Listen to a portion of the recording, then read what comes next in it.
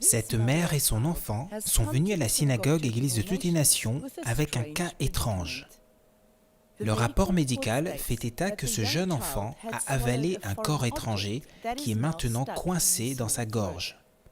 La question est, quel objet a-t-il avalé? À la surprise générale, les radiographies de cet enfant de 1 an montrent clairement un pendentif en forme de croix coincé dans sa gorge. La présence d'un corps étranger aussi large dans la gorge d'un petit enfant de 1 an doit certainement lui causer de l'inconfort et une douleur atroce. Si l'objet n'est pas enlevé, cela pourrait s'avérer fatal. Sa mère l'a amené à la synagogue Église de toutes les nations dans un état critique à la recherche d'une intervention divine. Écoutons ce qui s'est passé. Je m'appelle Gift Stephen. Je viens de l'État d'Ebony. Le bébé que je porte est mon bébé. Il s'appelle Mashak Stephen. Il est âgé de 1 an et 5 mois. Dites-nous, quel est le problème qui vous a amené à la synagogue Église de toutes les nations aujourd'hui? Le problème qui nous a amené à la SCOAN est que mon bébé a avalé un corps étranger qui est resté coincé dans sa gorge. D'accord, donc vous voulez dire que votre bébé a un corps étranger dans sa gorge? Oui. Il a avalé un pendentif en forme de croix et depuis ce jour où il l'a avalé, il ne peut plus faire ses nuits. Et en tant que parents, nous ne pouvons pas dormir non plus. Nous restons éveillés jusqu'à l'aube. Il vomit continuellement et depuis ce jour où il a avalé la croix, il vomit du sang. Quand je l'ai emmené à la pharmacie, ils m'ont dit qu'il avait avalé un pendentif en forme de croix. J'ai alors porté la main à mon cou vers mon collier qui avait une croix et j'ai réalisé qu'elle n'était plus là. La chaîne était toujours autour de mon cou, mais la croix avait disparu. Il l'avait avalée. La croix qu'il avait avalée faisait partie de mon collier. Et où l'avez-vous amené à la recherche de solutions? Je l'ai emmené premièrement à la pharmacie et ensuite à plusieurs hôpitaux. Mais ils me dirent que la seule solution était une opération chirurgicale. Et maintenant que vous êtes ici à la synagogue Église de toutes les nations aujourd'hui, que croyez-vous que Jésus-Christ peut faire? Je crois que Jésus-Christ va guérir mon fils au nom de Jésus. Amen. Le prophète T.B. Joshua prie et délivre les personnes au nom de Jésus. Parmi elles se trouve le jeune Mashak Stephen et sa mère qui supplient l'homme de Dieu de les aider. Cette femme explique que le bébé qu'elle tient dans ses bras a avalé un pendentif en forme de croix, comme vous pouvez le voir sur les radios. Et donc cette croix est actuellement coincée dans la gorge du bébé. Il n'y a aucun problème que Jésus-Christ ne peut résoudre, et avec un simple toucher du ciel, il est libre.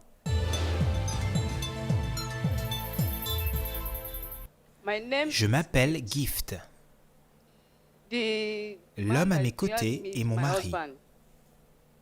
Le problème qui m'a amené à la synagogue Église de toutes les nations concernait mon fils. Il avait avalé une croix. Comment s'appelle votre fils?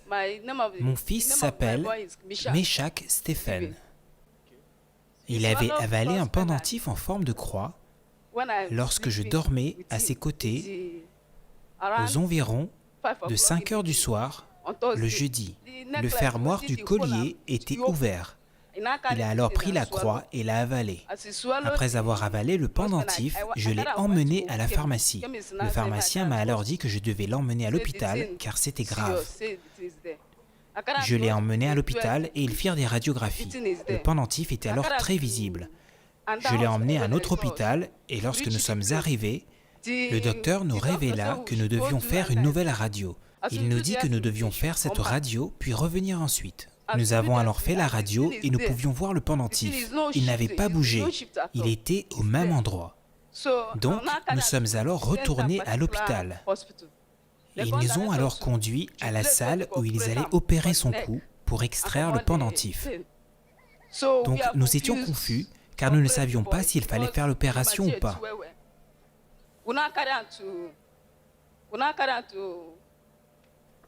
Nous avons alors quitté l'hôpital car nous étions confus. Nous l'avons emmené à la SCOAN et lorsque nous sommes arrivés, l'homme de Dieu a prié pour lui. Quand nous sommes rentrés à la maison, mon fils a vomi. Donc, le jour suivant, il a commencé à manger. Mais avant, il ne pouvait prendre que de la crème ou de l'eau. D'accord, donc nous allons reprendre ceci étape par étape afin que les personnes puissent comprendre ce que vous dites. Donc dites-nous, lorsque votre fils a avalé le pendentif, dites-nous que lui est-il arrivé à ce moment? Quand il a avalé la croix, j'étais endormi. Donc, quand il se mit à tousser et à vomir, je me suis réveillé. Et mon fils vomissait du sang de sa gorge. Il ne pouvait pas dormir et pleurait constamment. Quand il pleurait, il pointait vers sa gorge. Il était agité. Il ne pouvait pas se maîtriser.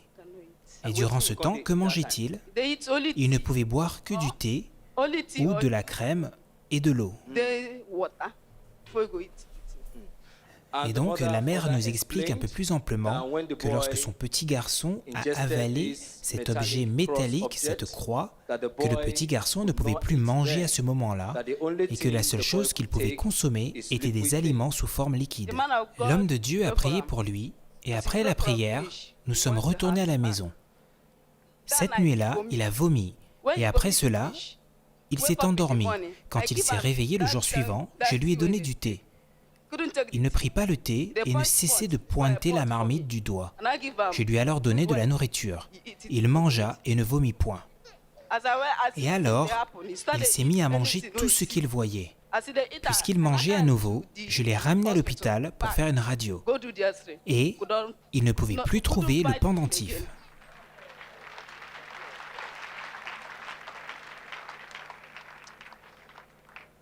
Donc, la mère nous explique, pour la gloire de Dieu, qu'après la prière de l'homme de Dieu, le prophète Tibi Joshua, lorsqu'ils sont retournés à la maison, le petit garçon s'est mis à vomir et à aller aux toilettes, et lorsqu'il a cessé de vomir, ils ont découvert que le petit garçon pouvait manger normalement. Et ils ont remarqué qu'il s'était mis à manger tout ce qu'il voyait. Et il s'est donc mis à manger la nourriture qu'on lui donnait, ce qui n'était pas possible auparavant lorsqu'il était réduit à boire du thé ou des substances liquides à cause de l'objet métallique, cette croix qui bloquait son œsophage, si bien que le fait d'avaler sa salive lui était difficile. Mais après la prière, le petit garçon était complètement libéré et voyant qu'il était alors capable de manger, ils l'emmenèrent au même hôpital qui avait fait les premières radiographies et ils firent une deuxième radio et découvrirent que l'objet n'était plus là. Et c'est ce que nous voyons à l'écran maintenant. Comme vous pouvez voir sur l'écran de votre télévision, voici la radio qui a été prise après la prière de l'homme de Dieu, le prophète Tibi Joshua, qui prouve qu'en effet, que l'objet qui était coincé dans la gorge de ce petit garçon, dans son œsophage, n'est plus là. Je m'appelle Stephen Ogazier. Et à mes côtés se trouvent ma femme et mon fils, Meshach. Et nous venons tous deux de l'État d'Ebonyi au Nigeria. Je remercie Dieu pour ce qu'il a fait. Je suis revenu du travail et j'ai découvert que mon enfant vomissait du sang. Donc j'ai demandé à ma femme quel était le problème et elle m'a dit qu'elle cherchait son pendentif. Lorsqu'ils firent la première radio et qu'ils apportèrent le rapport au docteur, ils virent un objet, le pendentif en forme de croix, coincé dans la gorge de mon enfant. Donc, le chirurgien nous dit que la seule chose à faire était d'apporter une certaine somme d'argent, entre 300 000 à 400 000 naira, avant qu'il ne puisse entamer la moindre opération. Donc, j'ai alors commencé à me souvenir des choses que le Seigneur fait dans ce grand ministère. Je savais que le cas de cet enfant était une chose de réglée. Je savais pertinemment que s'il devait opérer mon enfant, il ne réussirait pas l'opération, car la zone en question est une partie délicate du corps. Et donc, je savais que si cet enfant subissait une opération, celle-ci ne réussirait pas. J'ai alors commencé à avoir des doutes compte tenu de ce que le Seigneur fait dans ce grand ministère. Je me suis demandé si ce n'était pas mieux que je cours vers Dieu. Donc, nous avons eu l'opportunité, le 9 septembre, de venir avec mon épouse. Nous avons eu l'opportunité de rencontrer l'homme de Dieu qui imposa les mains à mon enfant. Après la prière, il prononça la liberté. Donc j'étais surpris. Et en fait, nous sommes retournés à la maison ce jour-là et les vomissements se sont accentués. Mon fils vomissait et allait aux toilettes. Donc je pense que la croix a été évacuée dans les selles. Nous n'avons pas pu nous reposer cette nuit-là. Et donc, après cette fameuse nuit, mon enfant s'est mis à manger toutes sortes de nourriture. Initialement, il ne prenait que des liquides. Puis, il a commencé à manger toutes sortes de nourriture. Il s'est mis à pointer les aliments que nous devions lui amener. Quand j'ai vu cela, je suis donc reparti chez le même docteur. J'ai dit, « Monsieur, il y a quelque chose que je veux vérifier. » Il demanda, « Quoi donc ?» J'ai répondu que je voulais qu'on fasse un nouvel examen à mon enfant. Il accepta et m'indiqua le prix et plaça mon enfant dans la machine pour faire les radiographies. Ils apportèrent les radios au docteur et il poussa un cri. Il demanda, « Qu'avez-vous utilisé pour l'enlever ?» Je répondis, « Je n'ai rien utilisé d'autre que la prière. »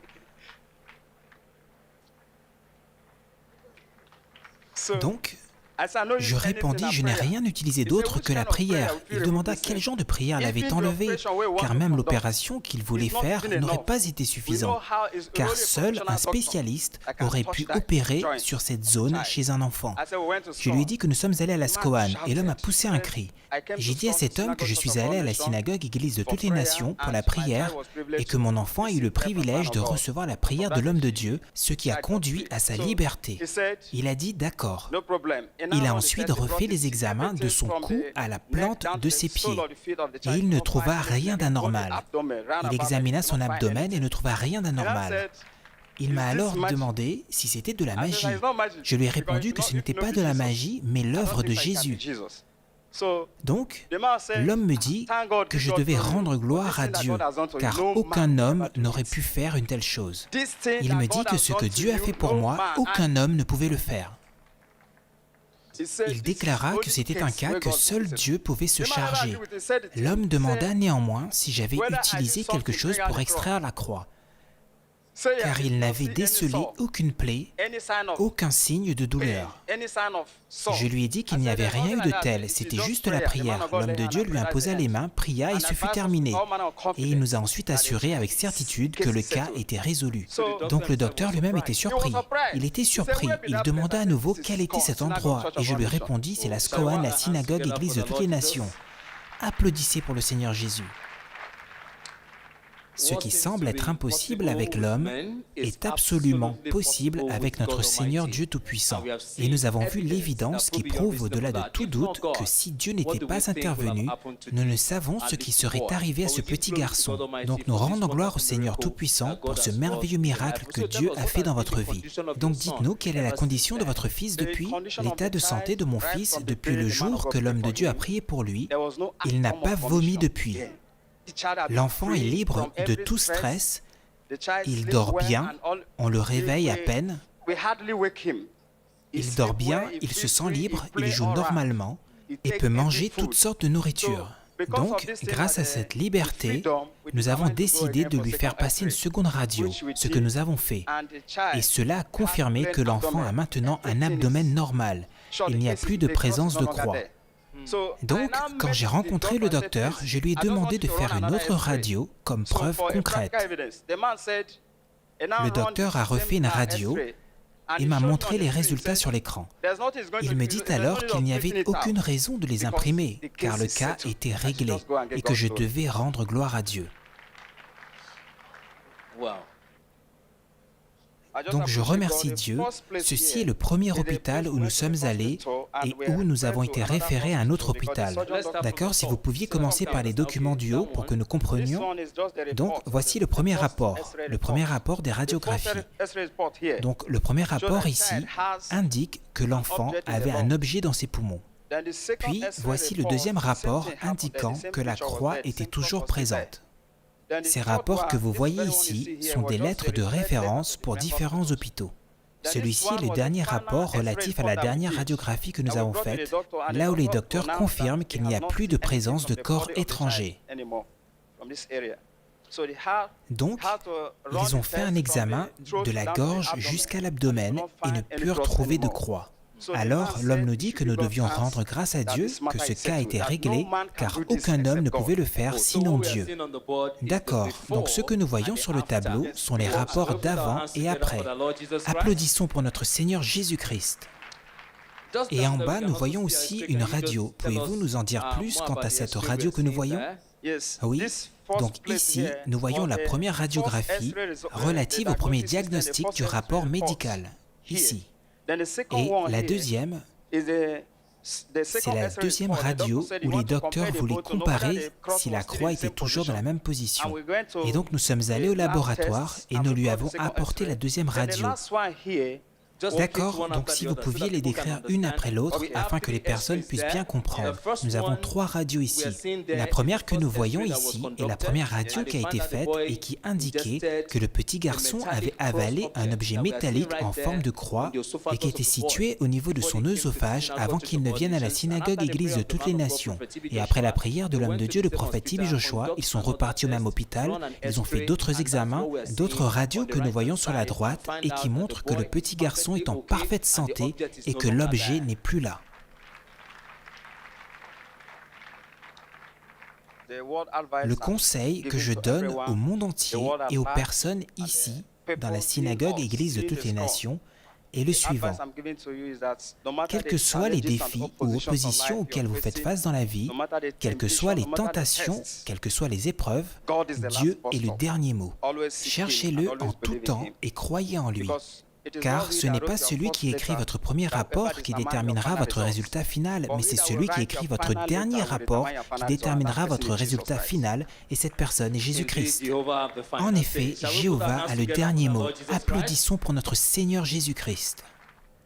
Ce que je voudrais dire aux mères, je voudrais conseiller aux mères que lorsque quelque chose comme ça vous arrive, faites confiance à Dieu. Dieu peut tout faire.